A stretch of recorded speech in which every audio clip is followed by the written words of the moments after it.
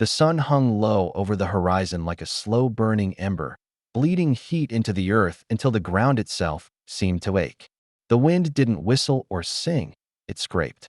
It carried dust like shards of glass that stung the skin and stole the breath. And there, beside the broken stone well at the edge of Palo Duro Canyon, she stood like a shadow that refused to fall. Nora's lips were cracked open, the skin peeling. Her hands trembled against the dry rim, barely keeping her upright. Eyes half open, half gone, she stared at nothing like someone who had forgotten what the world looked like. Tears mixed with sweat on her cheeks, but even her tears were tired. Her voice rose from a place deeper than pain, deeper than fear, deeper than dignity itself. You've paid for me. Her voice broke like old wood, dry and full of dust. Just do it. Her knees buckled. Her body shook. She was not begging for life anymore. She was begging for it to end. Jack McCrae froze. The sound of her words struck harder than any bullet. He had seen cattle die in the desert, their bodies sinking into the sand. He had seen horses snap their legs and scream until someone pulled a trigger. He had knelt beside men as the snow covered their eyes and turned them quiet forever. He had buried his own blood beneath a sky that didn't care. But nothing had ever broken him like the sight of this girl. Unraveling in front of him. It was the summer of 1885 in Dodge City, Kansas. A place that smelled of sweat, whiskey, rot, and blood. The last stop before hell or salvation, depending on which road a soul chose. Jack had come to buy 10 horses. He left with one human being instead. They said her name was Nora.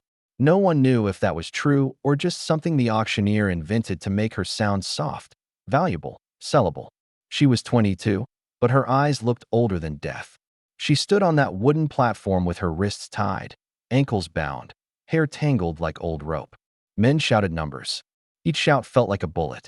Each laugh was a knife. When the price hit $40, Jack raised his hand. Silence fell like a curtain. No one dared bid against a man like him. He had the quiet eyes of someone who had buried too many friends. Now, miles away from Dodge, his wagon rattled through the desert, iron wheels crunching over bone-dry earth. Nora sat in the back, silent, hands tied, eyes closed. She hadn't eaten since sunrise. She didn't ask for food, or water, or mercy. She just waited. When they reached the old well on the edge of his land, the sun was a burning god overhead.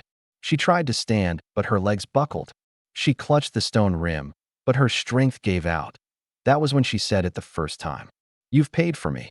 Then louder, sharper. "Just do it." Jack stood behind her, fists clenched at his sides, breath locked in his chest. He wanted to look away, but he couldn't. There were bruises on her back, some fresh, some old, layered over each other like years of ownership. Her breathing came in small, ragged gasps. And in that moment, it hit him. She thought he bought her for her body. For a second, he hated himself. Hated that he had let her sit in silence all day. Hated the world that made her believe this was all she was. He stepped forward and grabbed her arms gently to keep her from collapsing. His voice came out rough, but soft. "No one's going to hurt you here." She didn't believe him.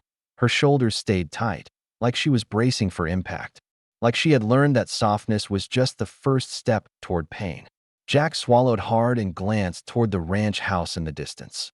The fences, the barn, the wide golden grass swaying in the dry wind. He had built this land with his own hands, board by board, stone by stone, year after year. But right now, it felt like a prison. He untied her wrists. She staggered but didn't run. He poured water into her palms, slow, careful. "Drink," he murmured. "You're safe now." For a long second, she stared at him, eyes narrow, unsure whether to trust him or spit in his face. Then, with trembling fingers, she brought the water to her lips. She drank slowly, as if she didn't believe any of this was real. Jack turned away, pretending to check the horse's saddle, but his chest felt heavy, like someone had tied a noose around his ribs and pulled. What kind of man buys a girl to save her? And what kind of life could possibly wait for her here, on a ranch so far from the world she once knew? The morning came dressed in pale gold. The ranch smelled of dust and coffee. Nora woke inside a small wooden cabin, the same one Jack had built when he first came to this land to escape the ghosts behind him. The wind blew through a cracked window, carrying the scent of horses and the soft hum of the early day. She tried to sit up, but pain laced through her muscles like fire. Her wrists were raw, her arms mottled with bruises.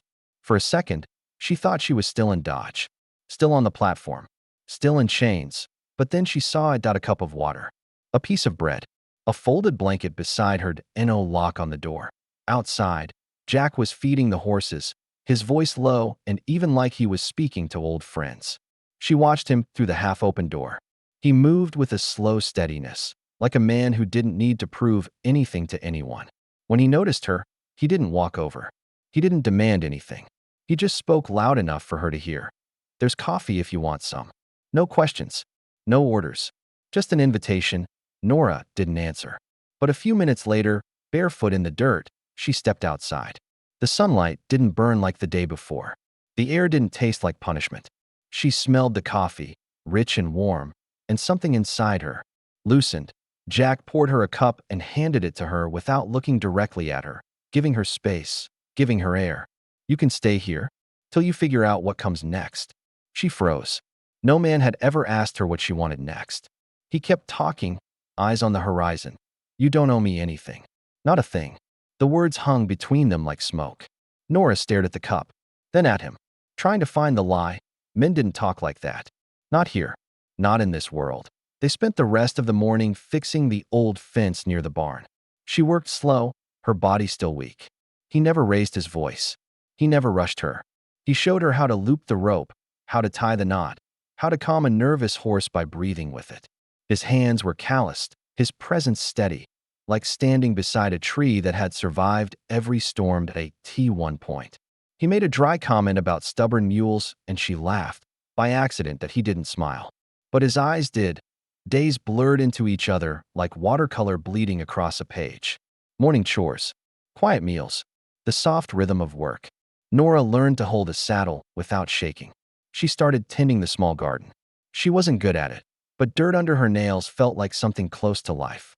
By sunset, her hands were sore, her shoulders tired, but her heart felt a little less heavy, like the wide, open sky was slowly stitching her back together. That evening, Jack lit the lantern as the sky faded from gold to violet. He looked at her and said quietly, "You did good today." She didn't believe him. Not fully. Not yet. But when she looked at the horizon, soft, endless, forgiving, she thought, maybe this place isn't hell after all. Maybe it's something else. Coyotes cried in the canyon that night. Jack sat on the porch, cleaning his rifle, eyes lost in the stars. Inside the cabin, Nora couldn't sleep. Questions stirred in her mind like restless ghosts. What kind of man saves a stranger? What kind of darkness was he hiding beneath all that silence? In the corner of the cabin, she noticed it, an old locked chest covered in dust. The key hidden somewhere only he knew. Perhaps it held letters, or names, or the past he never spoke of. Maybe someone he loved, someone he lost. The sound came first, hooves, in the distance, rolling through the heat like thunder across bone-dry earth. Nora looked up from the fence she was mending. Dust rose over the far ridge, swirling like a storm. Jack stepped out from the barn, rifle already in hand, jaw tight. He didn't say a word. Didn't have to. His body was as still as stone, but his eyes were sharp. .3 riders came into view. The air thickened. The wind held its breath. And somewhere deep in her bones, Nora felt it. Whatever was coming carried danger. And truth. The sun had just begun to dip behind the canyon rim, staining the sky a deep orange when the 3 riders crested the ridge and slowed their horses. The world went quiet, like the land itself sensed what was coming. Jack stood in front of the barn, his rifle resting in his arms, but not yet aimed. He didn't blink, didn't breathe. Nora had never seen him look like that, carved from stone, every muscle steady. But something dangerous flickered beneath his calm. The riders approached with the slow confidence of men who believe the world belonged to them. Their horses were dark, dust-coated, ribs showing. Their coats hung low, guns visible at their hips. The one in the middle removed his hat. His hair was streaked with gray, his eyes lazy but sharp like a snake waiting to strike. Nora's blood turned to ice. She knew that face. Sawyer Briggs, he had been there the day they tied her hands behind her back and dragged her across the dirt. He had been the one laughing as the auctioneer lifted her chin for buyers to inspect. He had called her merchandise. He had told her, "No one will remember your name." Jack took one slow step forward. "Briggs." Sawyer smirked. "Haven't heard that voice in a long time."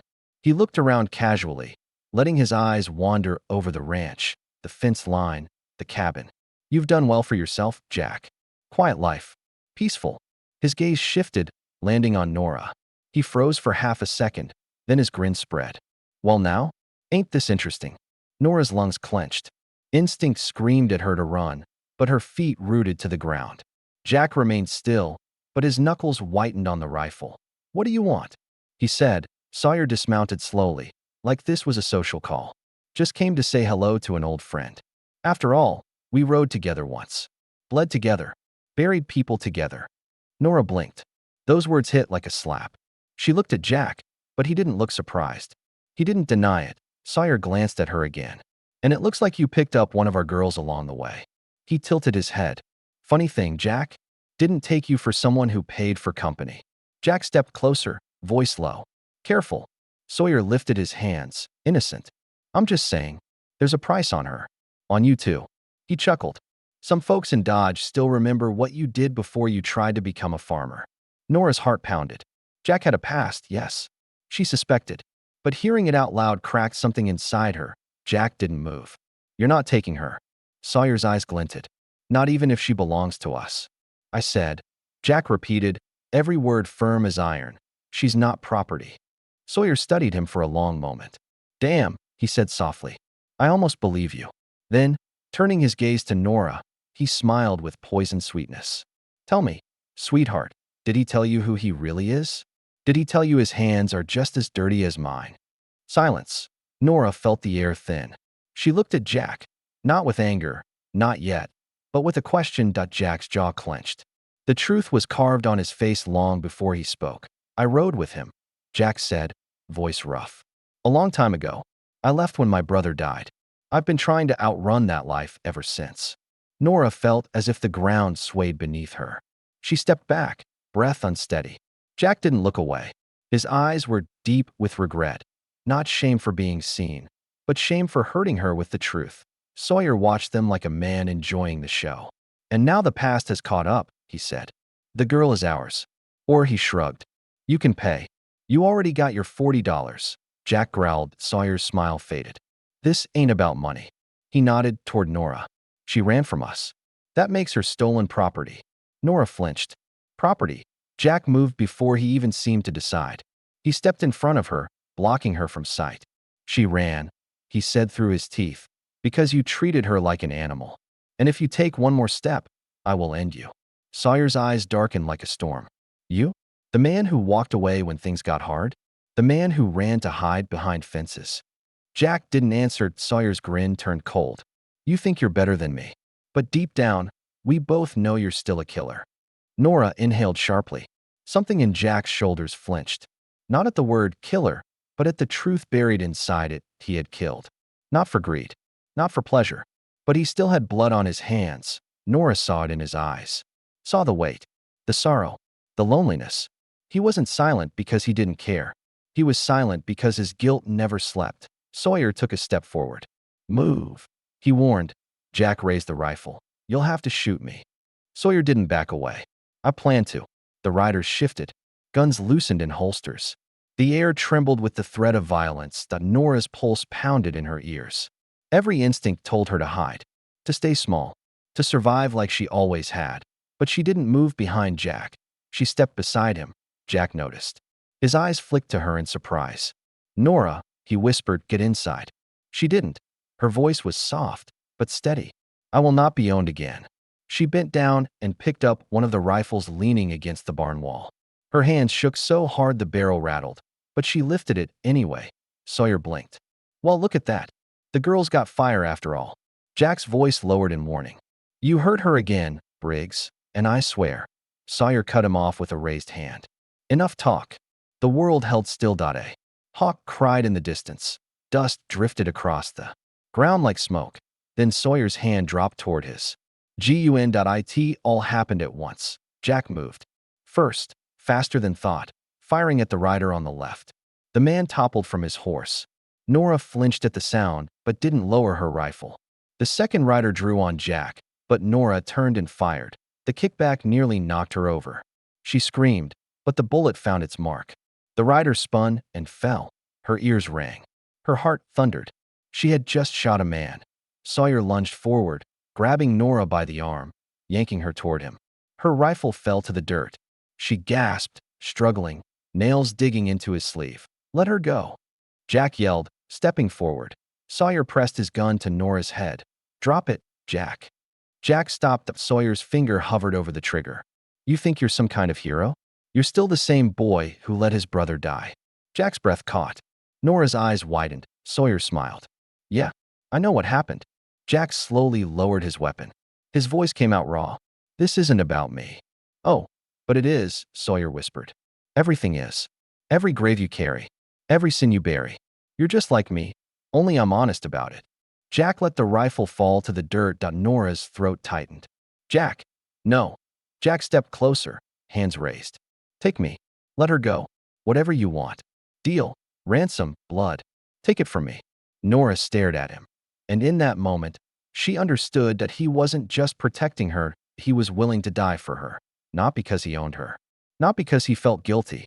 But because somewhere along the quiet mornings, the broken fences, the coffee in her hands, he had begun to care. Sawyer dragged her closer, still holding the gun, eyes narrowed. "So noble. But you're forgetting something." Nora didn't. She still had the knife tucked in her boot, with every ounce of strength left in her.